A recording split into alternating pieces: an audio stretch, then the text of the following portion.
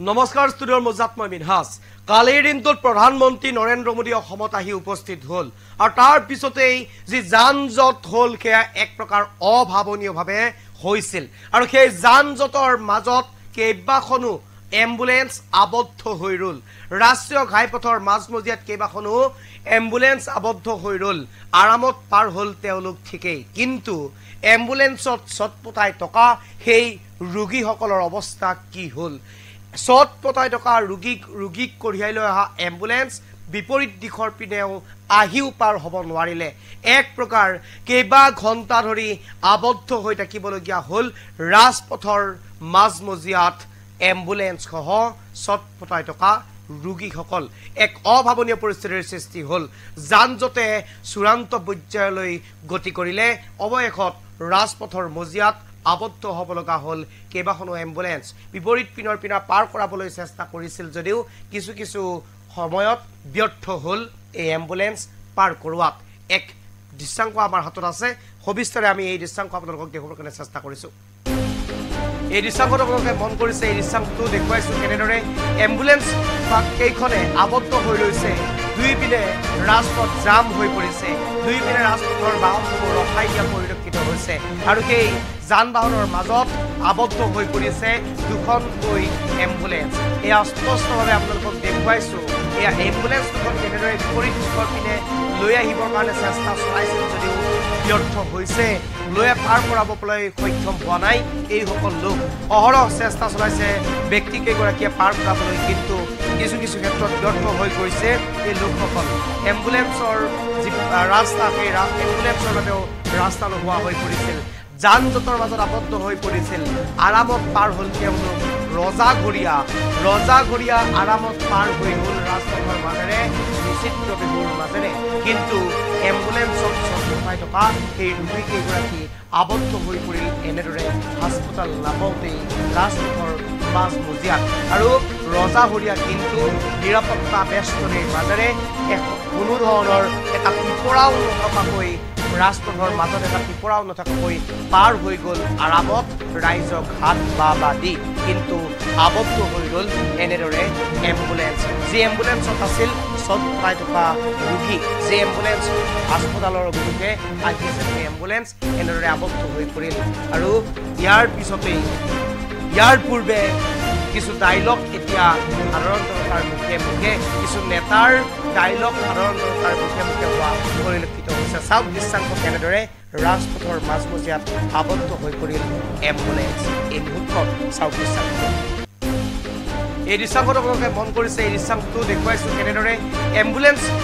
কেইখনে আবদ্ধ হৈ ৰৈছে দুই পিনে ৰাজপথ জাম হৈ পৰিছে দুই পিনে ৰাজপথৰ বাহনসমূহ ৰখাই দিয়া পৰিলক্ষিত হৈছে আৰু সেই যান বাহনৰ মাজত আবদ্ধ হৈ পৰিছে দুখনকৈ এম্বুলেন্স এয়া স্পষ্টভাৱে আপোনালোকক দেখুৱাইছোঁ এয়া এম্বুলেন্স দুখন কেনেদৰে বিপৰীত দিশৰ পিনে লৈ আহিবৰ কাৰণে চেষ্টা চলাইছিল যদিও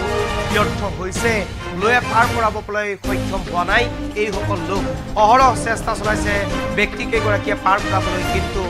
কিছু ক্ষেত্ৰত ব্যৰ্থ হৈ গৈছে এই লোকসকল এম্বুলেন্সৰ যি ৰাস্তা সেই এম্বুলেন্সৰ বাবেও ৰাস্তা নোহোৱা হৈ পৰিছিল যান-জঁটৰ মাজত আবদ্ধ হৈ পৰিছিল আৰামত পাৰ হ'ল তেওঁলোক ৰজাঘৰীয়া আৰামত পাৰ হৈ গ'ল ৰাজপথৰ মাজেৰে নিশ্চিত বিহুৰ মাজেৰে কিন্তু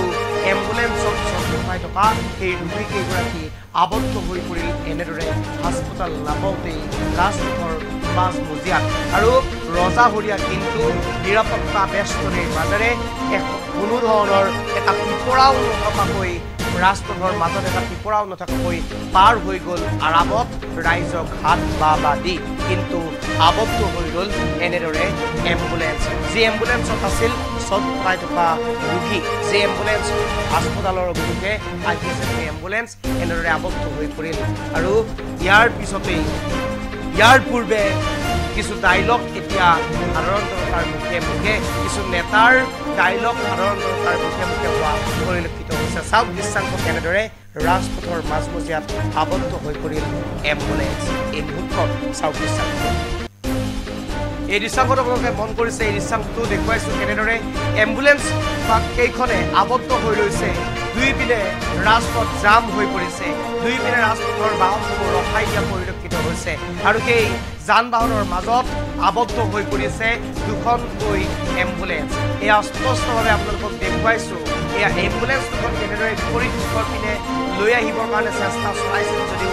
ব্যৰ্থ হৈছে লৈ পাৰ কৰাবলৈ সক্ষম হোৱা নাই এইসকল লোক অহৰহ চেষ্টা চলাইছে ব্যক্তিকেইগৰাকীয়ে পাৰ কৰাবলৈ কিন্তু কিছু কিছু ক্ষেত্ৰত ব্যৰ্থ হৈ গৈছে এই লোকসকল এম্বুলেন্সৰ যি ৰাস্তা সেই এম্বুলেন্সৰ বাবেও ৰাস্তা নোহোৱা হৈ পৰিছিল যান জঁটৰ মাজত আবদ্ধ হৈ পৰিছিল আৰামত পাৰ হ'ল তেওঁলোক ৰজাঘৰীয়া আৰামত পাৰ হৈ গ'ল ৰাজপথৰ মাজেৰে নিচিত্ৰ বিহুৰ মাজেৰে কিন্তু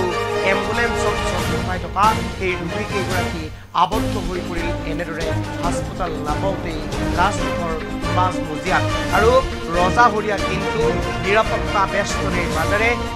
কোনো ধৰণৰ এটা পিপৰাও নথকাকৈ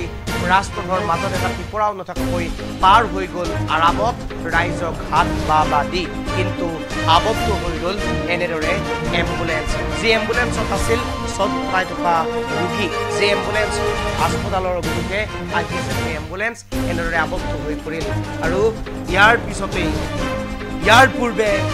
কিছু ডাইলগ এতিয়া সাধাৰণ জনতাৰ মুখে মুখে কিছু নেতাৰ ডাইলগ সাধাৰণ জনতাৰ মুখে মুখে হোৱা পৰিলক্ষিত হৈছে চাওক দৃশ্যাংশ কেনেদৰে ৰাজপথৰ মাজমজিয়াত আবদ্ধ হৈ পৰিল এম্বুলেন্স এই মুহূৰ্তত চাওক দৃশ্যাংশ